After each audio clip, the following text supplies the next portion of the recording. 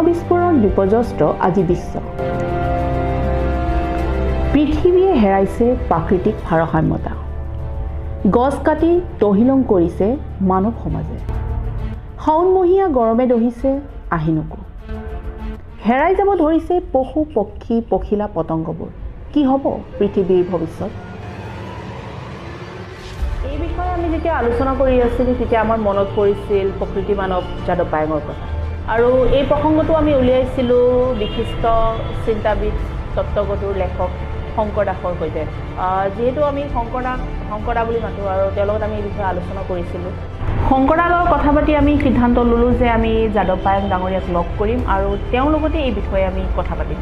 আৰু সেইদিনাখন সিদ্ধান্ত হ'ল যে 26 অক্টোবৰ 2021 তাৰিখে আমি যাদৱ পায়েঙক লগ কৰিম। আৰু কথামতেই কাম ৰাতিপুৱা 6 বজাত 26 অক্টোবৰৰ দিনাখন আমাৰ যাত্ৰা আৰম্ভ হ'ল যাদৱ পায়েং ডাঙৰীয়াৰ গৃহভূমি যোৰহাট জিলাৰ কপিলামুখ গাঁৱলৈ।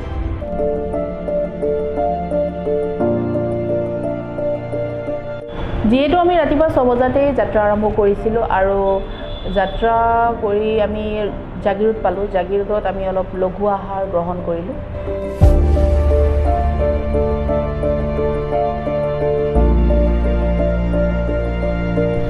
জাগিৰোডত লঘু আহাৰ গ্ৰহণ কৰাৰ পিছতেই আমাৰ পুনৰ যাত্ৰা আৰম্ভ হ'ল। নগাঁও, কলিয়াবৰ আৰু কাজিৰঙা ৰাষ্ট্ৰীয় উদ্যানৰ পথৰ দুয়োকাষৰ মনোমোহা পৰিৱেশৰ মাজেৰে আমি গৈ উপস্থিত হ'লোঁ যোৰহাট চহৰত। মূল চহৰত নোসোমাওঁতেই বাওঁফালৰ এটি গাঁৱলীয়া পথেৰে গৈ আমি উপস্থিত হ'লোঁ বনানীকৰণৰ মহান সেনানী প্ৰকৃতি মাদক যাদৱ পায়েঙৰ গাঁৱত।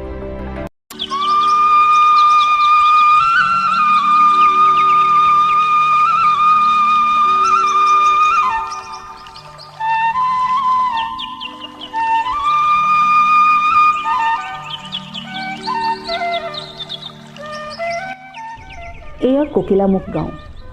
লুইতৰ পাৰত এখন মনোমোহা গাঁও। এই গাঁৱতেই জন্ম লৈছিল অসম গৌৰৱ এইগৰাকী যাদৱ পায়েঙে। আমি পায়েঙৰ ঘৰত প্ৰৱেশ কৰিলোঁ। কিছুপৰ হাঁহি ধেমালি কৰাৰ পিছত আৰম্ভ হ'ল শংকৰ দা আৰু যাদৱ পায়েং দাৰ মাজত প্ৰকৃতিৰ ওপৰত আলোচনা।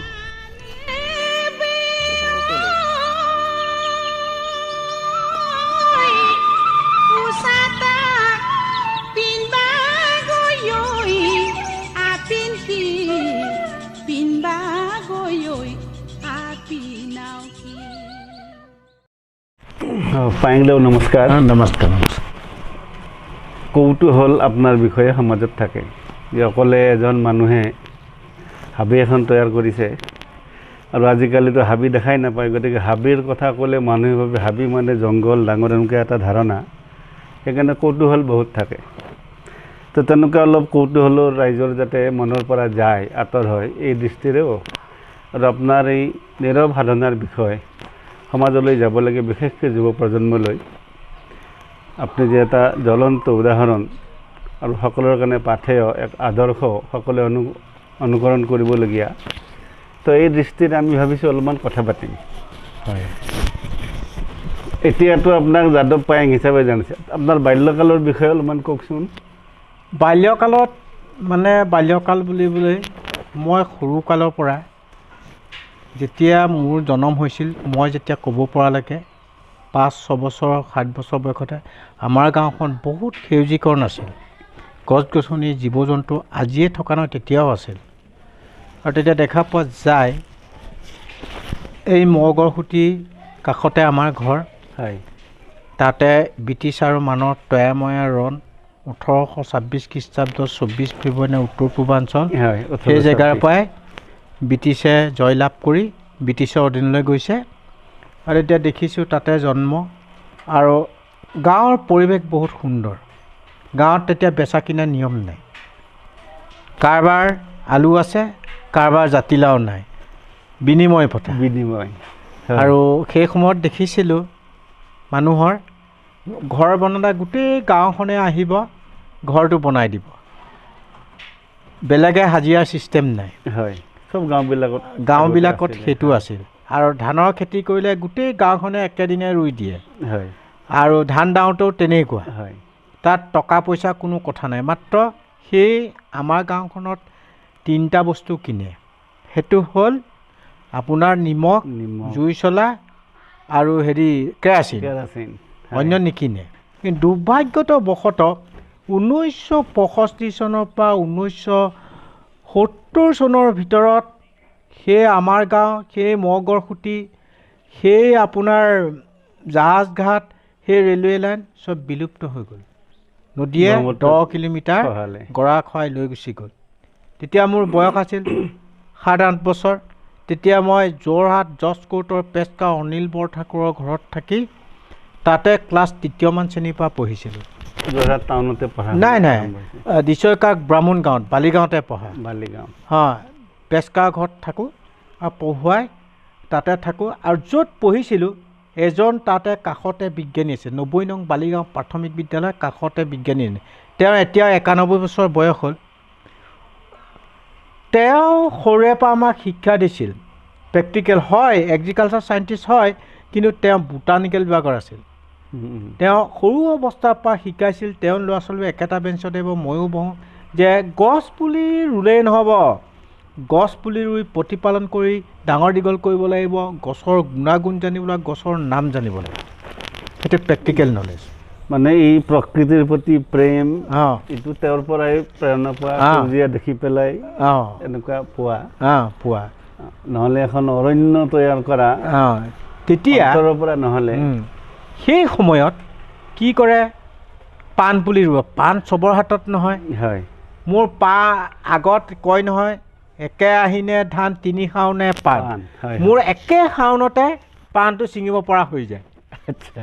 তেতিয়া আৰু এদিন মোক মাতিলে, তই এইফালে আছোন, চা তোৰ হাতখন চাই পেলাই মোক ক'লে, তই এইটো কামকে কৰিবি, তই আগলৈ বিশ্বৰ আদৰ্শৱান হ'বি। আৰু চাবি, আমাৰ অসমীয়া জাতিটো হৈছে কেঁকুৰাৰ জীৱন লোৱা, আৰু কুকুৰে বকি থাকে, হাতীয়ে ঘূৰি নাচায়, তোৰ কামটোহে তই কৰিবি। সেইটো মোক তেতিয়াই কৈ থৈছে। তাৰপিছতে মই 79ত যেতিয়া অভাৰফ্লাডৰ চাইনা অৰুণাচল প্ৰদেশৰ পৰা সেই আমাৰ খোৱাই নিয়া ঠাইবিলাক শুকান বালিময় হ'ল, দমদমীয়া বালি পেলালে। তাৰপৰা সেই বানপানীত কি হ'ল, বহু জাবৰ জোঁথৰ আহিছিল। জাবৰ জোঁথৰ আহি তাতে লাগি ধৰিলে, ফটাফট পানী শুকাই গ'ল। তেতিয়া মই জুন জুলাই মাহত নিজৰ পুৰণা সৰুতে দেখা গাঁওখন মনত পৰে নহয়, বালি হ'লেও চাওঁগেচোন বুলি। তেতিয়া দেখা পোৱা গ'ল, তাত বালিৰ উত্তাপত সেই সাপবোৰ, শতাধিক সাপ মৰি গ'ল। সাপৰ মৃত্যুৰ বেদনা আহিছিল মোৰ, যে আমিওতো এনেকৈ মৰিব লাগিব বালিৰ উত্তাপত। এতিয়া সাপ নমৰিবৰ কাৰণে কি কৰা হ'ব? সেইকাৰণে 5 কিলোমিটাৰমান আঁতৰত দেউৰী সম্প্ৰদায়ৰ মানুহ আছে, আইতা ককাহঁতৰ গুৰিলৈ গ'লোঁ। মোৰ তেতিয়া বয়স 14-15 বছৰ। মই তেতিয়া সুধিলোঁ, আইতা ককা, এই যে সাপবোৰ মৰি গ'ল, সাপ নমৰা কিবা ব্যৱস্থা আছেনে? তেতিয়া কৈছিল, বিশ্বৰ আটাইতকৈ ওখ ঘাঁহটো ৰুবলৈ কৈছে। তেতিয়া মই বুজি পোৱা নাই, বিশ্বৰ আটাইতকৈ ওখ ঘাঁহ কি? তেতিয়া মোক বুজালে যে বিশ্বৰ আটাইতকৈ ওখ ঘাঁহটো হ'ল বাঁহ। বাঁহ ৰুলে ছাঁ হ'ব, ছাঁ হ'লে সাপ নমৰিব, আৰু তই গছপুলি ৰুই গৈ থাক। তেওঁলোকে 50টা বাঁহৰ মূৰা 25টা বাঁহ দিলে। সাপ মৰা ঠাইতে ঘেৰি লৈ পেলাই 50টা মাটি কলহ কিনি ল'লোঁ। কিনি লৈ পেলাই 5 দিনৰ ফুটা কৰি 5 দিনৰ মূৰে মূৰে পানী দি বাঁহ লহপহকৈ বাঢ়িল। আৰু মানে পাণ ৰোৱা দিলে বাঁহ। আচলতে সেই বালিৰ সেই গৰমত সাপবিলাক মৰাৰ কাৰণে আপোনাৰ বাল্যকালৰ সেই আকৌ পুনৰুজ্জীৱিত হ'ল এই প্ৰকৃতি, এনেকুৱা নেকি? তেনেকুৱাবিলাক। কাৰণ আমিও এদিন এনেকৈ মৰিব লাগিব, যিটো ৰ'দ দিছে। মানে আগত কি হয়, জেঠ মাহত 12 খৰ মাৰে, সেই বছৰ 23 খৰ মাৰিছিল, যাৰ বিনিময়ত সাপবোৰৰ মৃত্যু হৈছিল। আৰু সেইকাৰণে মনত মোৰ অন্তৰত সোমাই গ'ল যে এইটো কি কৰিব পৰা যায়। তেতিয়া আৰু সেই বাঁহৰ মূৰাটোৰ পৰা 5 দিনৰ মূৰে মূৰে পানী দিওঁতে বাঁহ লহপহ কৰিব, যিবোৰ গুটি আহিছিল সিহঁতক গছ পুলি ৰুওঁতে 30 বছৰত অটব্য অৰণ্যত পৰিণত হ'ল। বাঁহেৰে আৰম্ভ কৰিছিল। যাৰ বাবে তাত আপোনাৰ 30 বছৰত শতাধিক হৰিণ আহিল, হৰিণ অহাৰ লগে লগে ঢেকীয়াপতীয়া বাঘ আহিল, বাঘ অহা এই যে 30 বছৰ আপুনি কৰি আছে হয় তাত এনে গাঁৱৰ মানুহৰ সহযোগিতা আছেনে বা নাই বা চৰকাৰ গাঁৱৰ মানুহৰ সহযোগিতা নাই কাৰোবাৰ বিৰোধ বুলি বিৰোধ আছে চৰকাৰ বিৰোধ আছে এওঁলোক কি কৰি আছে চৰকাৰ বিৰোধ আছে তা মই সেই সময়ত গছ গছনি কটা যিহেতু ভৰতনৰৰ যেতিয়া বনমন্ত্ৰী আছিল সি গোটেই ধেমাজিত তাত ফৰেষ্টখন ধ্বংস কৰি দিলে ধেমাজি এইখন প্ৰবাহ ৰিজাৰ্ভ ধ্বংস কৰাৰ পিছত মই তেতিয়া মোৰ হাবিখনো নিজে গঢ়া কেতিয়াবা যে মানুহ নবহাব আশা এইটো নুই ক'ব নোৱাৰি আচ্ছা তেতিয়া আৰু আহতগুৰিত মাজুলীত গৰাখোৱাই বহুকেইখন গাঁও 95 ঘৰৰ মানুহ তাত মোৰ হাবিৰ মাজতে পুনৰ সংস্থাপন দিবলৈ তৰুণ গগৈ দিনত দিলে আচ্ছা দিয়াৰ লগে লগে তেতিয়া তাৰ আগতে মই গোলাঘাটত তেতিয়া দিগন্ত বৰবৰা ছাৰ আছিল DFO ছ'চিয়েল ফৰেষ্টত ছাৰ আপোনালোকে গছ পুলি ৰুব নালাগে খালি মাটিটো অধিগ্ৰহণ কৰি দিয়ক গছ মোৰ তাত আছেই কৰিলেও কৰিব নকৰিলেও নাই মইতো সহায়টো কোনেও নকৰে নহয় কৰিব জানো চৰকাৰে হেৰি কৰিলেও তেতিয়া ছ'চিয়েল ফৰেষ্টৰ এখন অৰ্ডাৰ লৈছিলে যোৰহাট DC পৰা তেতিয়া মাজুলীটো ডিভাইড হোৱা নাই যে তাত বোলে গছপুলি ৰুব পাৰে আকৌ একেজন প্ৰশাসনে মাজুলী SDO কি কৰিলে মাজুলী SDC SDO তাত গছপুলি পুনৰ সংস্থাপনৰ ব্যৱস্থা কৰিলে মোৰ হাবিত হাবি আপোনাৰ সংস্থাপন কৰিব চৰকাৰে তাৰপিছত আৰু দিগন্ত বৰবৰা ছাৰক মই যোগাযোগ কৰি ক'লোঁ ছাৰ এনেকুৱা তেনেকুৱা হৈছে ন কি হ'ব বোলে ঠিক আছে মই কাইলৈ গৈ আছোঁ তাৰপৰা যোৰহাট উপায়ুক্ত গুৰিলৈ গৈছোঁ তেতিয়া দিগন্ত বৰবৰা ছাৰে কৈছে উপায়ুক্ত যে আপুনি মানুহ এবাৰ ফাঁচি দিয়ে নে দুবাৰ দিয়ে যে আগত কৈছে গছ পুলি ৰুব পাৰে আকৌ এতিয়া কৈছে আকৌ তাত পুনৰ সংস্থাপনো দিব পাৰে সেইটো কেনেকুৱা কথা তেতিয়া উপায়বিহীন হৈ মাজুলী SDOক ৰাতিৰ ভিতৰতে ট্ৰেন্সফাৰ SDC তাৰপৰা হাবিখন ৰৈ গ'ল আৰু কিন্তু এনে বাকী সাধাৰণ মানুহৰ বিৰোধ হোৱা নাই সাধাৰণ মানুহবোৰ পিছত অহা দুখন গাঁও আছে সেইবোৰ পিছত অহা তহঁতে চাই ধৰিবই কাৰণ মানুহ লাগিবই এতিয়া হাতীজুম আহিল হাতীজুম আহোঁতে মোৰ বহুত সংঘাত হ'ল হাতীও নিজে আহিলে খাবলৈ পালে আহিলে 2008 চনত যেতিয়া আহিলে তেতিয়া আৰু চব প্ৰতিবাৰে মোক দেখিবই নোৱাৰে নহয় মাৰিম কাটিম পেলাই দিম বুলি কয় তেতিয়া এদিন আৰু হেজাৰ মানুহ কৰত কোটা লৈ আহিল নহয় ইপাৰো গৈছে ইপাৰৰ মানুহবোৰ আহি যে গছবোৰ কাটি দিওঁ মুকলি হ'লে হাতীজুম নাহে আৰু এইযোৰ যেতিয়া কাটিবলৈ আহিলে মোৰ গুৰিলৈ আহিলে মানুহগাল আহি পেলাই মই বোলো ক'ত আহিছে বোলে গছবোৰ কাটি মুকলি কৰিলে হাতী নাই বোলো প্ৰথমতে মোক কাটিব লাগিব তাৰপিছতহে গছ কাটিব পাৰিলে মোৰ গছেতো তোমালোকৰ ঘৰ ভঙাকৈ নাই হাতীয়ে ভাঙিছে হাতীৰ কাৰণে ফৰেষ্ট ডিপাৰ্টমেণ্ট আছে আপোনালোকৰ MLA আছে MP আছে চিফ মিনিষ্টাৰ আছে ভাৰতৰ প্ৰধানমন্ত্ৰীয়ে যোগাযোগ কৰক গছ কাটিব নোৱাৰিব মোৰ কথা শুনি গুচি গ'ল তেতিয়াহে অসমৰ সংবাদ মাধ্যমে খোজকাঢ়ি আহি তাত ওলালে প্ৰথম দিনা আহোঁতে 5জন আহিছে 7জন আহিছে মই ভাবিলোঁ এইকেইটা চোৰাং চিকাৰী আহিছে নেকি তাৰপৰা যিদিনা আহিছে সেইদিনাখন 3টাকৈ গড় আছে আৰু 9টাকৈ গৰু সেইদিনাই বাঘে খাইছে আৰু 150কৈ হাতী আছে ইফালে হাতীয়ে পোৱালি দি আছে মই বোলো এওঁলোকে চোৰাং চিকাৰী অপায় মই বোলো হাবিত নোসোমাব দেই আপোনালোকে যাওক ইয়াৰ পৰা যাওক মই তেতিয়া এইবোৰ সাংবাদিক চিনি নাপাওঁ নহয় তেওঁলোকক পঠিয়াই দিছোঁ আৰু পিছদিনা আকৌ মাঘৰ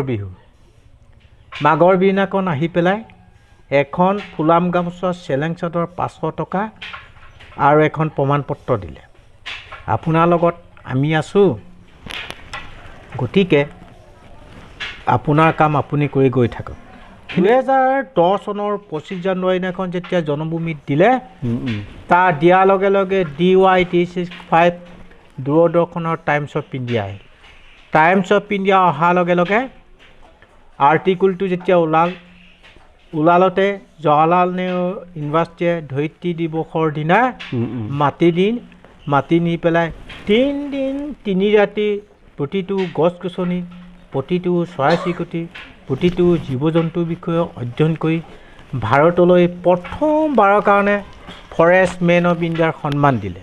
তেতিয়া তৰুণ গগৈ চিফ মিনিষ্টাৰ আছিল। তেতিয়া ৰাতি 3:30 বজাত মোলৈ ফোন কৰিছে, দেশৰ আগশাৰী ইউনিভাৰ্চিটিত দেশৰ গৌৰৱ অনাৰ কাৰণে তোমালৈ শুভেচ্ছা জনালোঁ। মই তেতিয়া হুৰকৈ চকু পানী লৈ কান্দি দিলোঁ। কন্দাৰ লগে লগে মোক তাত থকা বিজ্ঞানীসকল, তাত থকা MP সকল, তাত থকা ছাত্ৰ ছাত্ৰীসকলে সুধিছে কিয় কান্দিছে। নহয়, মই এসপ্তাহ হ'ল অহা, মোৰ ল'ৰা ছোৱালী হাবিৰ ভিতৰতে আছে, গতিকে মোৰ মনত পৰিছে জীৱ জন্তুৰে ভৰা, সেইকাৰণে মনত চকুৰ পানী ওলাইছে, অন্য নহয়। সেইটো কৈয়ে মই অসমলৈ ঘূৰি আহিলোঁ। আচলতে অসমৰ বদনাম আঁতৰত ক'ব নোৱাৰি। মোৰ দুখ বেদনাটো সেইটো নাছিল, মানে ল'ৰা ছোৱালী বদনাম গায়ে মই সাৰি আহিছিলোঁ। মোৰ দুখ বেদনাটো এইটো আছিল, অসমত 3খনকৈ ইউনিভাৰ্চিটি আছে, নিচেই কাষতে টুকুলাই চাহ গৱেষণা কেন্দ্ৰ আছে, নিচেই কাষতে ৰিচাৰ্চ লেবৰেটৰী আছে, নিচেই কাষতে কৃষি বিশ্ববিদ্যালয় থাকোঁতে সেই হাবিৰ মাজৰ পৰা মাতি নি জৱাহৰলাল নেহৰু ইউনিভাৰ্চিটিয়ে মোক সেই সন্মানটো দিয়াৰ কাৰণে দুখ বেদনাতেহে কান্দিছিলোঁ, অন্য কাৰণে নহয়। সেইকাৰণে আনক দেখুৱাব নোৱাৰি কাৰণে এইটো মই অন্তৰত ৰাখি পেলাই মই গুচি আহিছিলোঁ। তেতিয়া আকৌ মাতিল 3 দিনৰ পিছত। তেতিয়া চন্দ্ৰমুখানন্দ সংগতা সভা APJ আব্দুল কালাম ছাৰৰ NGO, তেখেতে মোক মূৰত হাত দি কৈছিল, মিচিং জনগোষ্ঠীত জন্ম লাভ কৰি বিশ্বৰ আটাইতকৈ ভাল কাম কৰাৰ কাৰণে তোমাক 60 কেজি ডায়মণ্ড শ্বেয়াৰ 2 লাখ টকা চেক দিছোঁ, বিশ্ববাসীৰ কাৰণে কৰিবলৈ কৈছে। आपका subject and school and college university बड़ा बड़ा मीटिंग में मत चाहिए, ये नहीं इंडिया में इन्वाइट करेगा जाने पड़ेगा, ऐसे ही नहीं है, ऑल ओवर वर्ल्ड जब इन्वाइट करेगा आप जाने पड़ेगा। तार पिछते हाँ এইটো 2012 চনতে কৈছে। একেটা সময়তে এটাইবোৰ সন্মান আহিছে, মানে যেতিয়া সেইটো কৰাৰ লগে লগে মই অসমলৈ আহিলোঁ। অসমলৈ অহাৰ পাছতে 3 দিনৰ পিছতে ইভেন গ্লোবেল কনফাৰেন্স পেৰিছলৈ আমন্ত্ৰণ কৰিছে। লগে লগে JNUৰ পৰা গোটেই পৃথিৱীলৈ বাৰ্তাটো কৈছে আৰু গুডত চাৰ্জ হৈ গ'ল। চবে দেখিলে, বৰ আচৰিত কাণ্ড কৰিছে, হয়নে? চবে চাবলৈ আহিল, চবে দেখিছে। তাৰপিছত যেতিয়া ফ্ৰান্সলৈ আমন্ত্ৰণ কৰিলে, মোৰ পাছপৰ্ট নাই, ভিছা নাই, মই কেনেকৈ যাম? মইতো যাব নোৱাৰিম। তেতিয়া ফ্ৰান্সৰ পৰা ভাৰত চৰকাৰলৈ নিৰ্দেশনা জাৰি কৰিলে যে সেইজন মানুহক আমাক দৰকাৰ, সেইকাৰণে পাছপৰ্ট ভিছা ভাৰত প্ৰশাসনে সেইটো কৰি পেলাই পঠিয়াই দিয়ক। তেতিয়া যোৰহাট উপায়ুক্তই পাছপৰ্ট ভিছা সকলোখিনি ঠিক ঠাক কৰি মোক পাছপৰ্টটো আৰু ভিছাটো পাব কলিকতাত। এতিয়া মই আৰু ইয়াত নক'ত পৰা যেতিয়া ভাৰত বন্ধ দি দিলে 2 দিন, তাৰ 2 দিনৰ আগতে যাব লগা হ'ল। লগত যিটো কলিতা গৈছিল, তেতিয়া কলিকতাত যেতিয়া পাইছোঁ, পাছপৰ্ট ভিছা পাইছোঁ, মই প্লেনত উঠি পোৱা নাই। ভয় লাগিছে, মৰিম নে বাচিম ঠিক নাই দেই, আজি পৰিলে কি হ'ব, তেনেকুৱা এটা মনত আহি গ'ল। আহি গ'লতে আৰু ইণ্টাৰনেশ্যনেল প্লেনত বহুত ৱাইনছ খাবলৈ পায়। কলিকতাৰ পৰা আৰবৰ দহালৈ 3 বটল, আৰবৰ দহাৰ পৰা ছুইজাৰলেণ্ডত জেনিভালৈকে 2 বটল খাই যেনে তেনে ফ্ৰান্স পাইছোঁগৈ। তেতিয়া যিটো কলিতাক কৈছোঁ, চাহ গছে মোক কাপোৰ পিন্ধাইছে, চৰায়ে 7 সাগৰ 13 নদী পাৰ কৰি সূৰ্য উঠা দেশৰ পৰা সূৰ্য পোৱা দেশলৈ অন্যটো অনা নাই। গতিকে গছ গছনিৰ পৰা, চৰাই চিৰিকটিৰ পৰা, জীৱ জন্তুৰ পৰা আমাৰ শিকিব লগা কিমান কাম আছে।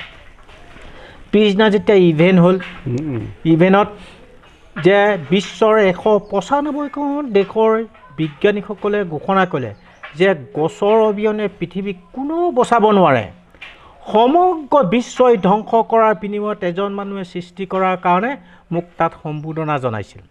আৰু আপুনি বিভিন্ন দেশলৈ গৈছে, হয়, এই ভিছা পাছপৰ্টৰ এইবিলাকতো প্ৰব্লেম হোৱা নাই? নাই নাই নাই, চৰকাৰে ব্যৱস্থা কৰি দিয়ে চব। চৰকাৰে হয়, যি দলে আমন্ত্ৰণ কৰে সেইবোৰ কৰক, তেওঁলোক দেশে কৰিব। এইটো এনেই প্ৰথমবাৰ বিদেশলৈ যোৱা দিগদাৰ, আমিয়ে যাব পৰা নাই। তেতিয়া আৰু তাত আৰু যেতিয়া পাইছোঁ, তেতিয়া বিজ্ঞানীসকলে ঘোষণা কৰিলে যে তেতিয়া মোক গছ এজোপা ৰুবৰ কাৰণে মাতি নিছিল সম্বোধনা জনাই।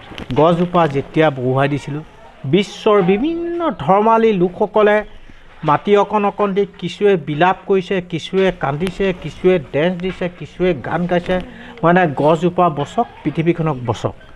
তেতিয়া হুৰ হুৰ বৰষুণ দিছিল, তিতি বুৰি আছোঁ আৰু মোৰ বৰ ভাল লাগিছিল, অন্তৰটো একদম মন খোলচা হৈ গৈছিল যে পৃথিৱীখন সঁচাকৈ এতিয়া সজাগতা হৈছে হা। সেইকাৰণে তেতিয়া মানুহক বুজি তেতিয়া সেইবোৰ কৰি পেলাই আকৌ ভাৰতলৈ ঘূৰি আহিলোঁ। ভাৰতলৈ ঘূৰি আহি দেখিছোঁ ভাৰতৰ বিভিন্ন স্কুল কলেজ ইউনিভাৰ্চিটিবিলাকত গৈ দেখিছোঁ 1972 চনৰ 5 জুন দিন আকৌ ছুইডেনৰ ষ্টকহোম দেশত 13খন ৰাষ্ট্ৰই তেতিয়াই ঘোষণা কৰিছিল তেতিয়া জলবায়ু পৰিৱৰ্তন হৈছে। ভাৰতবৰ্ষত 1973 চনত পাঠ্যক্ৰমত সোমাই লৈছে। 1974 চনৰ পৰা 5 জুন দিনটো বিশ্ব পৰিৱেশ দিৱস পালন কৰে। ভাৰতৰ বিভিন্ন স্কুল কলেজ ইউনিভাৰ্চিটিবিলাকত গৈ দেখিছোঁ একেটা গাঁততে বিশ্ব পৰিৱেশ দিৱস পালন কৰে, গছ এজোপাও নাই। নে ভাৰতীয় শিক্ষাটো এনেকুৱা নেকি ডাঙৰবোৰে গছ কাটে, সৰু সৰু ল'ৰা ছোৱালীয়ে গছ পুলি উঘালি জান মৰা। সেইদিনৰ পৰা যদি গছ পুলি উঘালিও নিদিলেহেঁতেন একে জেগাত থকালে ইমান জলবায়ু পৰিৱৰ্তন নহ'লে। এতিয়া সেইবোৰ এটাইবোৰ বাদ কৰি শিক্ষাক অগ্ৰাধিকাৰ দি এনভাইৰমেণ্টেল ছায়েন্স পৰিৱেশ বিজ্ঞান LP স্কুলৰ পৰা দিব লাগে, পৰিৱেশ শিক্ষক দিব লাগে, পৰিৱেশ ইউনিভাৰ্চিটি দিব লাগে। আজিকালি আহিছে বিষয় এটা এনেকুৱা নতুন যেতিয়া পাঠ্যক্ৰমটো এটালৈ LP স্কুলত নাম লগাব, এজোপা গছ ৰুব, সি প্ৰেক্টিকেলি 5 বছৰত ডাঙৰ কৰিব লাগিব। তাৰ অক্সিজেনটো সি নিজে ল'ব আৰু পিছৰ 5 বছৰত একেটালৈ আৰু এজোপা ৰুব, তেতিয়া বিশ্ববাসীক দিব। তেতিয়া ভাৰতবৰ্ষতে নহয় পৃথিৱীত কিমান ল'ৰা ছোৱালীয়ে গছ পুলি ৰুলে। কিছু সময় ঘৰত আলোচনা কৰাৰ পিছতেই আমাক যাদৱ পায়েং ডাঙৰীয়াই নৈ পাৰলৈ ফুৰাবলৈ লৈ গ'ল। লহিয়াবলৈ লোৱা বেলিৰ কোমল পোহৰত বালিচৰত শংকৰদা আৰু যাদৱদায়ে পুনৰ আৰম্ভ কৰিলে আলোচনা। এই যে চৰকাৰে ভূমি আমন্ত্ৰণ দিলে আপোনাক খৰচ কৰিবৰ কাৰণে, মুঠতে চৰকাৰে কিমান দিছিল? তাৰ পৰা এতিয়া আৰু বাঢ়িছে নেকি? বা ব্ৰহ্মপুত্ৰ চৰকাৰে ভূমি আমন্ত্ৰণ মোক দিয়া নাই, মই নিজেহে কৰিছোঁ। আৰু আমাৰ ষ্টেট গভৰ্ণমেণ্টৰ আণ্ডাৰৰ মাটি নহয়তো, এইটো ভূ-জৈৱ বিভাগৰ আণ্ডাৰৰ মাটি। ব্ৰহ্মপুত্ৰই খহাই নিয়াৰ পিছত ভূ-জৈৱ বিভাগৰ আণ্ডাৰত পৰে, কেন্দ্ৰীয় চৰকাৰৰ অধীনত থাকে। হয় হয়, কেন্দ্ৰীয় চৰকাৰে ইয়াততো গছ পুলি ৰুবলৈ নাহে, ষ্টেট গভৰ্ণমেণ্টো নাহে। মই নিজে কৰি লৈছোঁ। আৰু যেনেকৈ তেনেকুৱা ধৰণৰ আছে হাবি, কাজিৰঙা আধাতকৈ বেছি ব্ৰহ্মপুত্ৰই পতা। মোৰ হাবিখন সম্পূৰ্ণ মহাবাহু ব্ৰহ্মপুত্ৰই পতা। ডিব্ৰু চৈখোৱাটো সম্পূৰ্ণ মহাবাহু ব্ৰহ্মপুত্ৰই পতা। য'ত হাতীয়ে পোৱালি দিব, য'ত শগুনে বাঁহ ল'ব, সেই ঠাইবিলাক খহাই নিদিয়ে। এইটো প্ৰকৃতিৰ মানে অৱদান। সেইকাৰণে মোৰ হাবিখনত শগুনে বাঁহ লৈছে, মোৰ হাবিখনত হাতীয়ে 10টা পোৱালি দিছে, সেইবোৰ জেগা নিনিয়ে আৰু আগলৈ থাকি যাব। ডিব্ৰু চৈখোৱাত সেইদৰে হাতী শগুনৰ বাঁহ দিয়ে, সেইকাৰণে সেই ডিব্ৰু চৈখোৱাটো ৰৈ আছে। বাহিৰত গৰা খুৱাই লৈ গৈছে, সেইবোৰ জেগাত থাকি যায়। সেইবোৰ প্ৰকৃতিৰ মানে অৱদান আছে। এতিয়া এনেই কিমান মাটি আছে আপোনাৰ? এতিয়া 550 হেক্টৰ এইটো গ্ৰীণ হ'ল, 4050 বিঘা মাটিটো সেউজীকৰণ গছ গছনিৰে ভৰা। আৰু 2000 হেক্টৰ লৈছোঁ 2011 চনৰ পৰা ষ্টাৰ্ট। তাত হাতী আৰু বান্দৰৰ খাদ্য ফল মূলৰ কাৰণে। এতিয়া তাত আশে পাশে থকা 2খন গাঁৱলৈ এতিয়া হাতী নাহে, আহিলেও ফটককৈ গুচি যায়। তেওঁলোকৰ খাদ্যবোৰ তাত পাইছে। মানে জীৱ জন্তুৰ লগতে খাদ্যৰে ব্যৱস্থা কৰিব লাগিবই, তেতিয়াহে সফল হ'ব পাৰিব। মেক্সিকো চৰকাৰে আপোনাক 10 বছৰৰ কাৰণে ভিছা দিছে। হয়। তো তেওঁলোকৰ মূল উদ্দেশ্যটো কি? মূল উদ্দেশ্যটো হ'ল তাহাঁতৰ ছাত্ৰ ছাত্ৰীক গছ পুলি ৰুবলৈ শিকোৱা। আৰু 8 লাখ হেক্টৰ মাটি যেতিয়া লৈছে, তেওঁলোকে সেইটো গ্ৰীণ কৰিব ৰাষ্ট্ৰপতিয়ে। সেইকাৰণে মই ভাল লাগিছে।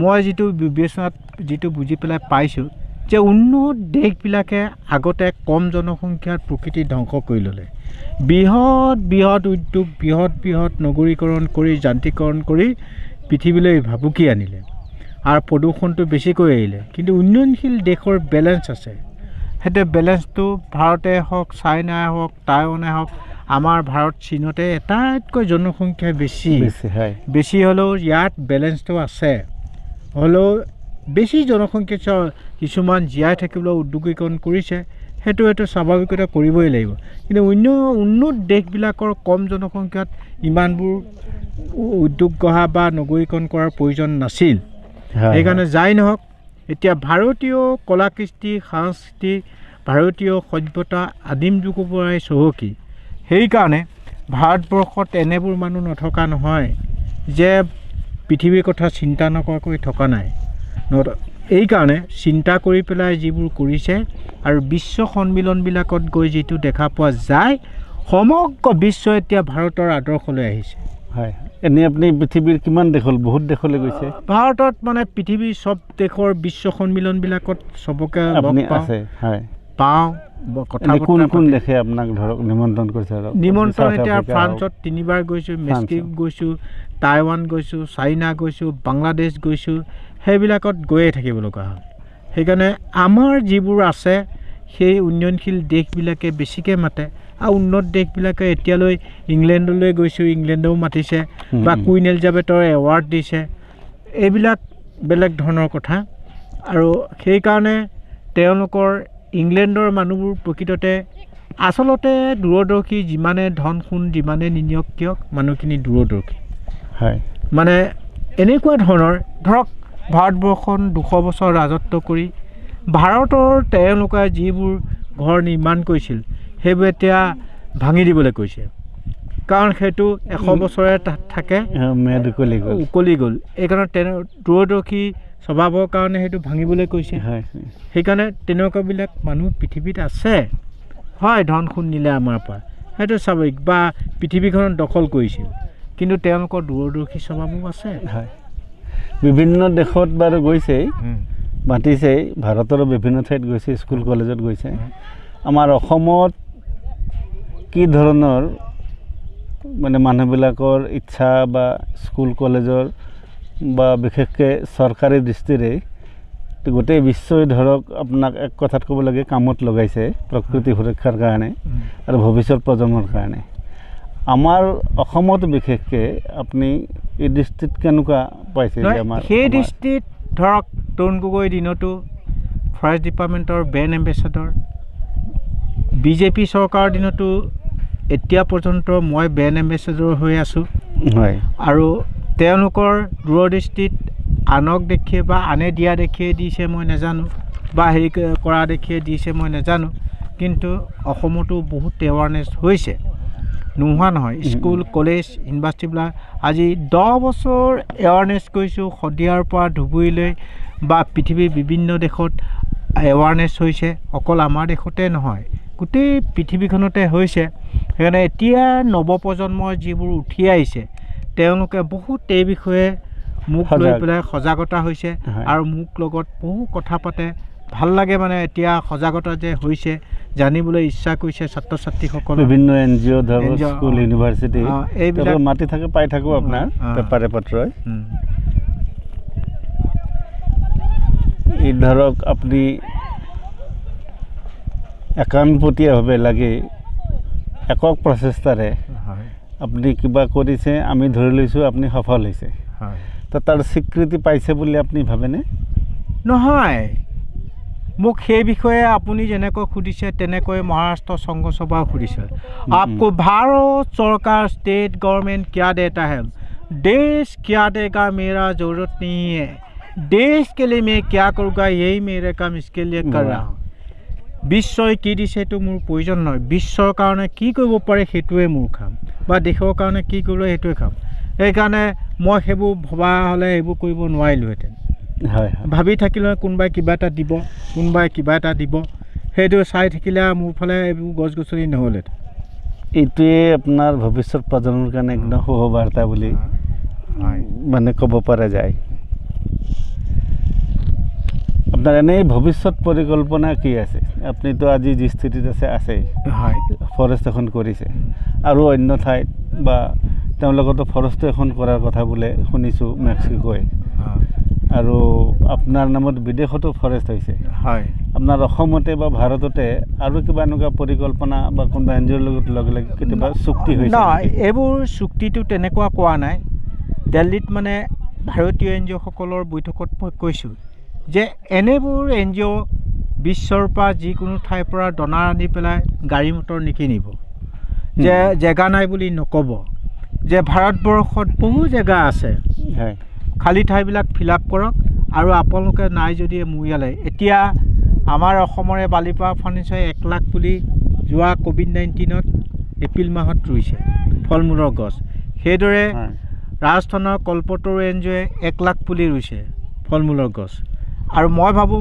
আহক মই দিওঁ মইতো অকলে গোটেইখিনি গ্ৰীণ কৰিব নোৱাৰোঁ আৰু আপোনালোকৰ সহায় সহযোগ লৈ বাকী ঠাইবিলাক মই গ্ৰীণ কৰি দিয়ক তেতিয়াই ভাল হ'ব এনেই নহয় যে বগীবিলৰ আশে পাশে উত্তৰে দক্ষিণে বহু জেগা আছে হয় আৰু সেইদৰে ঢলা শদিয়াৰ পৰা ধৰি বহু জেগা আছে চৰ চাপৰি সেইবোৰ আমি গ্ৰীণ কৰিব লাগিব কাৰণ অসমৰ মাটি নাই অসমৰ মাটি মহাবাহৰ ব্ৰহ্মপুত্ৰৰ বুকত 4/3 অংশ আছে এই চৰ চাপৰিবিলাক গ্ৰীণ কৰিলেহে আমি জীয়াই থাকিব পাৰিম যিহেতু আপোনাৰ মানুহে বেছি হ'ব গাঁওবিলাকো এদিন নগৰ হৈ যাব তেতিয়া আমাৰ প্ৰব্লেম কিমান হ'ব অক্সিজেনৰ কিমান অভাৱ হ'ব সেইটো আপোনালোকে চিন্তা কৰক সেইকাৰণে গোটেই চৰ চাপৰিবিলাক আমি গ্ৰীণ কৰি ৰাখিব লাগিব তেতিয়া আমি জীয়াই থাকিব পাৰিম কাৰণ মাটি নাবাঢ়িব জনসংখ্যা সদায় বাঢ়িব জনসংখ্যা যিমান কণ্ট্ৰল কৰিলেও বাঢ়িব কিন্তু মাটি আৰু বঢ়োৱাৰ উপায় নাই বৰং কমিবহে তো সেই দৃষ্টিৰে বিভিন্ন ঠাইৰ পৰা বিভিন্ন মানুহ আহি আপোনাক লগ ধৰিছে কথা পাতিছে এতিয়া মোৰ শেষৰ কথাটো হ'ল মই আপোনাক বা আমি যে আহিছোঁ আপোনাক আপুনি ভবামতে কেনেদৰে সহায় কৰিব পাৰোঁ বা আজিৰ নতুন প্ৰজন্মই আপুনি যি ৰাস্তাত অগ্ৰসৰ হৈছে এই ৰাস্তাত অগ্ৰসৰ হ'বৰ কাৰণে মানে পৃথিৱীখন গ্ৰীণ কৰিবৰ কাৰণে তেওঁ ব্যক্তিগত হিচাপে নিজৰ ঘৰতে কি কৰিব পাৰে সকলোৱে আহি এনেকৈ লগ ধৰি আপোনাৰ পৰা আৰু পৰামৰ্শ লৈ যাব এনেকুৱা নহয় কিন্তু আপুনি পৰামৰ্শ দিলে আজিৰ ভৱিষ্যত প্ৰজন্মৰ কাৰণে বা যুৱ প্ৰজন্মৰ কাৰণে এইটো সাৰ্থক এইকাৰণে হ'ব আপুনি নিজে কৰিছে মই নিজে ভাষণ দিলে নহ'ব আপুনি নিজে যিহেতু কৰিছে আপোনাক সহায় কৰা নহয় গোটেই প্ৰকৃতিৰ সুৰক্ষাৰ কাৰণে আজিৰ প্ৰজন্মই নিজৰ ঘৰতে থাকি কি ধৰণৰ কাম কৰিব পাৰে বুলি আপুনি তেওঁলোকৰ জন্মতিথিত আগতে কি কৈছিল কেক কাটিছিল এতিয়া কেকৰ বদলি এজোপা নিজৰ নামত গছ পুলি ৰুব লাগিব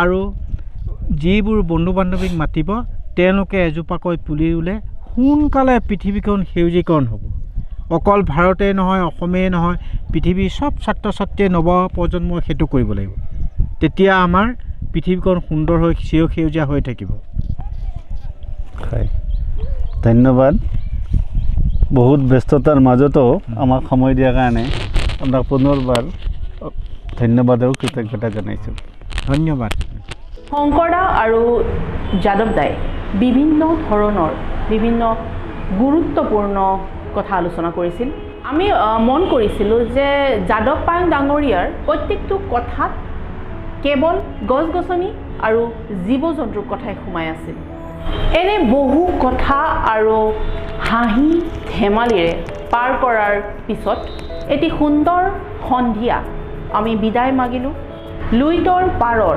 ককিলামুখ নামৰ এই সুন্দৰ গাঁৱৰ পৰা লগতে বিদায় মাগিছোঁ আজিৰ এই অনুষ্ঠানৰ পৰা